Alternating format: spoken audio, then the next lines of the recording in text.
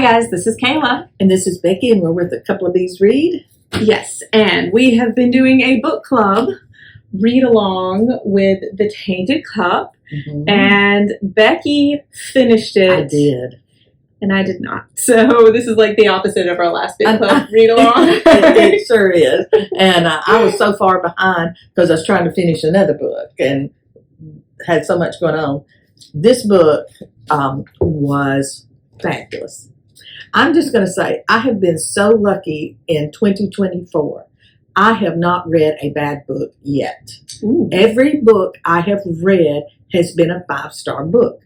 I mean, and normally, if I read a book and it's not a 5-star, y'all will never know I read it because I will not review it because I just know how much authors put into their work, and just because it's not my cup of tea doesn't mean it's not someone else's. Okay. I also don't. If it's not a 5-star for me, I'm not going to finish it. No. Well, that's true. Some of mine I haven't finished, but not this year.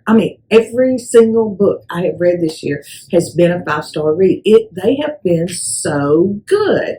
And I'm like, well, yay, I hope the streak continues. But I will say, now this is not, I say it's not a fast read, but I finished it. Once I started it, I was done within a week. Yeah. Even with everything else in my life going on, being nanny, taxi service everywhere, and doctor's appointments and stress tests and all this kind of stuff, I still finished it. And it was so interesting. He did a great job. Robert Jackson Bennett, he did a great job. He had to create, and the reason I say it's not a fast read is because it's a fantasy. So he has to create this fantasy world.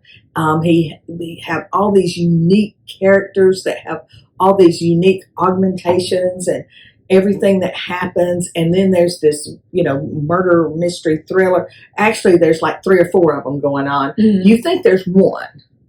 And then as they get into it, it's kind of the Sherlock Holmes, Watson thing in a fantasy world. And as Anna gets into it, and the neat thing about this is I think there's another one coming.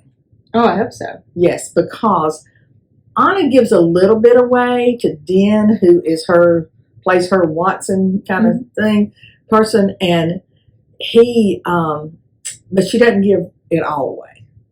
And he's looking at her like, there's still more there, but I can't figure it out, I will say that the only problem I had with this book was some of the language.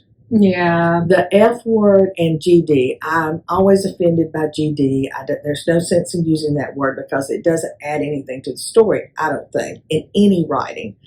And he even says, I read his acknowledgments, and like at the very last, I laughed because he said, my Nana would have loved this book except for the language. I'm sorry, Nana. So, but anyway, yeah, that was the only thing. I just felt like that was used way too much in the book. That I know I get what he was trying to do and everything, but you could have left some of that out, and it to me would have been an even better thing. But it was a great story, and the twist and the turns, and as she uncovers things about the first murder, well, guess what? There's 10 more murders that occur. And then, here's number 12 that occurs. And then, oh no, now we're up to 13 and 14. And then there's an attempted murder on her, but she turns it around, and the person that was trying to kill her, she ends up exposing him.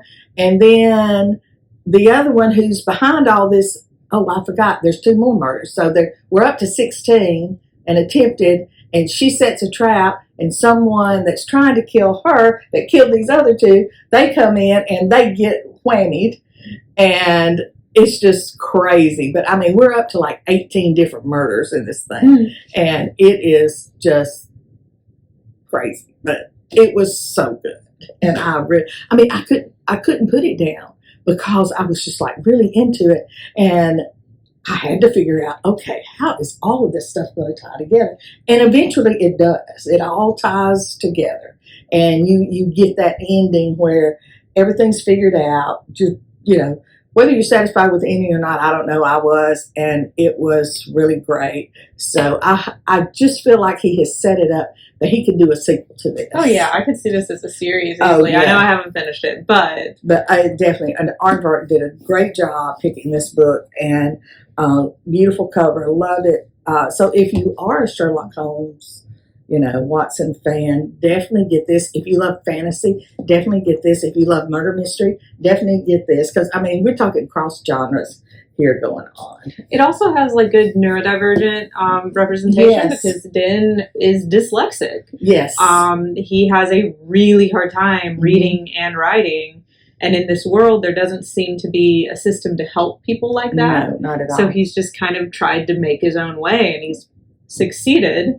There's a lot more of a story there. Yeah, there's a lot of story there in that with his dyslexia and how he ends up coping with it and what becomes unique about him in that respect. And I love the way that was done because I know, way too many people who struggled with reading, with dyslexia, with things like that. But then once, I don't think there is enough representation of that. And probably especially in books. Yeah. Because people assume that you only read them if you love reading. Well, my husband has a reading disability and he listens to audiobooks. Yeah. And loves them. Yes. And is also one of the smartest people I know.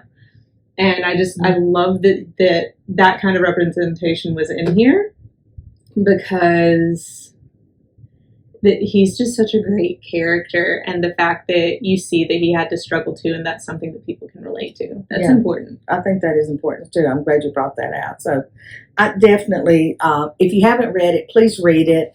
And if you have read it, if you're reading it, please comment on it and let us know what you think about it, because absolutely it was great. So thanks, Robert, for a great book.